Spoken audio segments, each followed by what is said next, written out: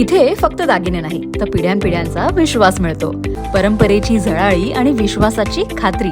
Kailas अडगावकर jewellers, Datta मंदिर bus stop, Nashik road.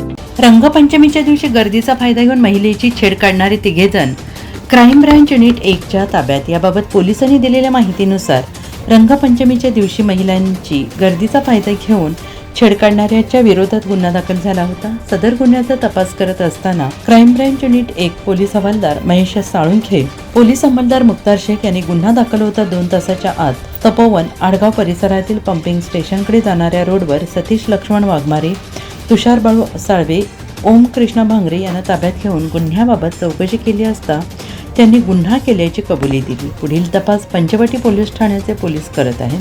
सदरची कामगिरी police आयुक्त संदीप कर्णिक, पोलीस उपायुक्त किरण कुमार चव्हाण, सहाय्यक पोलीस आयुक्त संदीप मिटके यांच्या मार्गदर्शनाखाली क्राईम ब्रँच युनिट 1 वरिष्ठ पोलीस निरीक्षक अंचल मुदगल, पोलीस उपनिरीक्षक सुदाम सांगळे, किरण शिरसाट, सहाय्यक पोलीस उपनिरीक्षक कैलास चव्हाण, पोलीस हवालदार महेश साळुंखे, प्रदीप म्हस्ते, प्रवीण वाघमारे, विशाल काठे, विशाल देवरे, रोहिदास लिलके, नजीम खान पठाण, राजेश लोखंडे, पोलीस अंमलदार गोरक्षम साबळे, मुक्तार शेख, अप्पा पानवळ, जगेश्वर बोरसे आदींनीही कारवाई केली आहे. NCN न्यूजसाठी रोहन दैनी, नाशिक.